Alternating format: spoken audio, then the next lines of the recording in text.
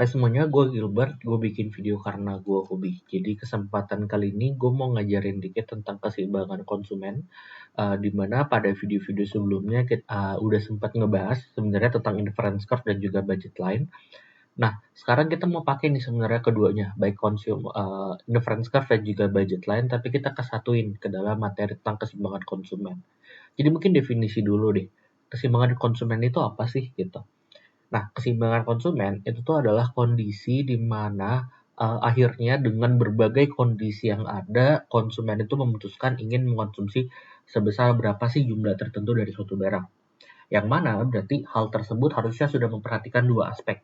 Satu, berapa kepuasan yang didapatkan, dan yang kedua, berapa pengorbanan yang harus dilakukan. Jadi dalam artian, berapakah biaya yang harus dikeluarkan, gitu. Nah, sederhananya, keseimbangan konsumen itu tuh terjadi ketika inference curve bersinggungan. Ingat ya, bersinggungan, bukan berpotongan. Hubungan dengan budget line.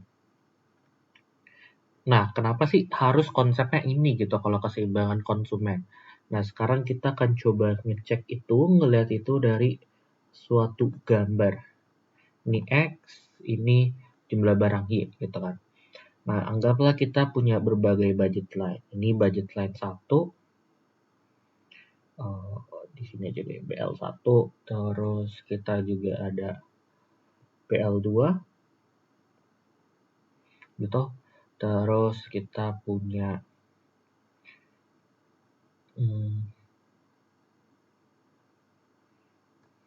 ini anggaplah inference curve 1 sama ini inference curve 2. Oh, ini mungkin untuk yang lebih sederhananya budget line-nya gue jadiin satu aja ya. Jadi yang BL1-nya gue coret aja deh. Jadi kita cuma punya satu BL. Nah, kita bisa lihat ya di kondisi ini tuh ada dua kondisi. Kondisi pertama adalah kondisi berpotongan, di mana IC1 berpotongan sama budget line. Tapi kalau IC2, dia itu justru bersinggungan. Jadi beda. Kalau bersinggungan tuh dia nggak memotong, tapi dia kayak kena dikit aja gitu. Kalau IC kan dia motong gitu kan. Nah, kenapa sih harus bersinggungan? Kenapa nggak berpotongan? Karena kayak gini, coba bayangin kalau seandainya kita nganggap keseimbangan konsumen terjadi ketika IC itu tuh berpotongan dengan budget line, yang berarti di IC1 lah gitu.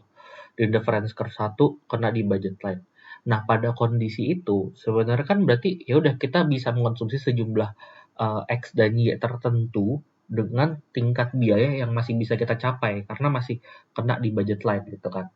Nah, tapi kalau kita bayangin pikir-pikir sebenarnya kalau di IC2 dia masih bisa mengonsumsi kan. Dan toh juga sebenarnya konsumen tuh punya prinsip dia mau mengonsumsi dengan tingkat utility yang lebih tinggi. Jadi otomatis ya ngapain gua mengonsumsi di IC1 kalau seandainya di IC2 masih affordable, masih bisa untuk dibeli gitu. Ya kan? Jadi pasti makanya berpotongan tuh konsepnya nggak masuk gitu ke keseimbangan konsumen. Nah gitu juga, gimana sih kalau seandainya ternyata dia tuh nggak bersinggungan sama sekali atau dia di IC3? Ya IC3 memang kepuasannya lebih tinggi dari IC2, tapi sayangnya adalah IC3 ini nggak bisa dipenuhi dengan anggaran yang kita punya. Jadi nggak realistis untuk mengonsumsi di kondisi IC3. Jadi satu-satunya letak untuk bisa logis mengonsumsi adalah di IC2 gitu. Makanya disebutlah bahwa sebenarnya ketika si inference curve itu bersinggungan dengan budget line, maka terjadilah ini yang kita sebut sebagai keseimbangan konsumen. Keseimbangan konsumen.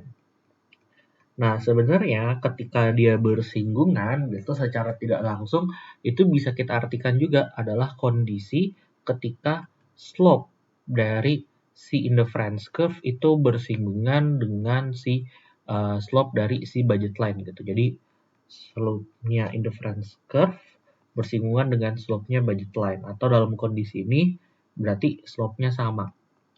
Gitu. Sehingga kita udah belajar sebenarnya sebelumnya kan bahwa slope dari inference curve itu tuh ditunjukin dengan MRS, marginal rate of substitution. Jadi kita mau tahu berapa banyak sih jumlah barang Y yang harus kita korbanin untuk menambah satu barang X untuk menghasilkan kepuasan yang tetap sama gitu kan.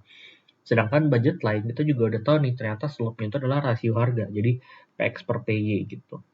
Ini mau nunjukin juga berapa banyak sih jumlah barang Y yang harus kita korbanin untuk menambah satu barang X, tapi untuk mempertahankan budget yang sama, gitu. Nah, sehingga kita bisa bilang keseimbangan konsumen terjadi ketika MRS itu sama dengan PX per PY, gitu. Atau kalau yang lebih advance-nya lagi, kadang kita bisa ngejabarin nih, MRS itu kan sebenarnya adalah tadi ya, delta Y per delta X. Berapa banyak sih jumlah barangnya yang harus kita korbanin untuk nambah satu barang X di tingkat kepuasan yang sama, gitu. Nah, coba bayangin kalau misalnya kita manipulasi secara matematika. Jadi kita kali dengan TU gitu, total utility ya, per delta total utility. Kan ini kan sebenarnya juga pembilang sama penyebutnya sama, jadi bisa dicoret jadi satu juga kan. Jadi nggak ngaruh ke perhitungan gitu. Tapi karena dia perkalian, berarti kan sifatnya komutatif ya, bisa ditukar-tukar gitu. Nah, bayangin kalau pembilangnya kita tukar, sekarang jadinya kayak gini. Nah, kelihatan ya kalau nggak ini delta TU per delta X ya, sebenarnya secara nggak langsung berarti nunjukin apa nih? Nunjukin marginal utility dari barang X gitu, ya kan? Sedangkan delta Y per delta TU ini tuh kalau kita balik kita bisa jadiin kayak gini dong, 1 per delta total utility per delta Y gitu. Jadi kayak gini kan. Yang mana delta TU per delta Y sebenarnya secara tidak langsung nunjukin apa? Nunjukin marginal utility dari barang Y. Jadi kalau kita singkat sebenarnya MRS itu sama loh dengan marginal utility dari barang X dibagi marginal utility dari barang Y. Di mana untuk keseimbangan konsumen itu tuh terjadi ketika MRS-nya sama dengan slope dari budget line. Nah, secara tidak langsung berarti kita dapat nih rumus kayak gini juga. Ini juga salah satu rumus untuk menunjukkan keseimbangan si konsumen. Kadang rumus ini juga bisa loh sebenarnya di otak-atik gitu. Sebenarnya kan rumus ini secara nggak langsung nilainya sama nih kalau seandainya kita bikinnya jadi kayak gini. Nah, secara tidak langsung masih ingat kan rumus ini tuh adalah rumus dari hukum Gosen 2 gitu. Jadi sebenarnya mau kita pakai pendekatan ordinal ataupun kardinal, sebenarnya keseimbangan konsumen tuh tetap sama gitu. Yaitu nilai marginal utility per monetary value dari semua barang tuh harus sama. Gitu. Dalam konteks ini berarti kalau kita punya barang X dan barang Y, ya marginal utility per price-nya sama gitu. Nah, seringkali makanya biasanya ada beberapa soal-soal hitungan yang menyangkut tentang si keseimbangan konsumen ini gitu. Jadi contohnya gitu. Jadi kayak kita kalau seandainya dikasih nih fungsi utility dengan sederhana. Jadi let's say utility sama dengan 10x Y gitu. Oke. Terus kita diberitahukan nih harga dari barang X ternyata 2.000 gitu. Harga dari barang Y ternyata 4.000. Terus income yang mereka punya, income yang orang ini punya ternyata 10.000 gitu. Terus kita ditanya nih, kira-kira kalau kayak gini, berapa sih jumlah barang X dan jumlah barang Y yang harus kita konsumsi untuk memaksimumkan utility atau untuk mencapai keseimbangan konsumen? Nah, caranya gampang. Caranya tadi, MRS sama dengan PX per PY. PX dan PY-nya kan udah dapet nih, sisa cari marginal utility-nya kan berarti.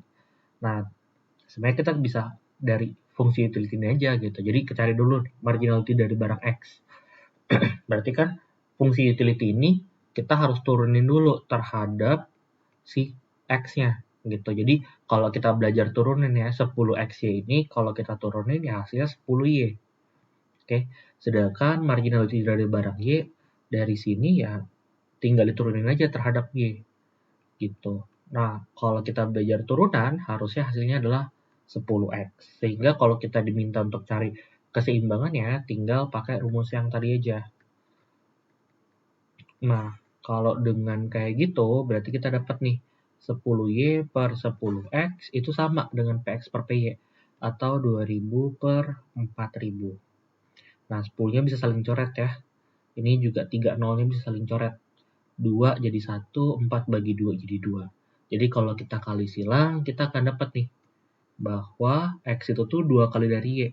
Nah, ini adalah kombinasi yang bisa jadi memaksimumkan utility gitu bagi si konsumen.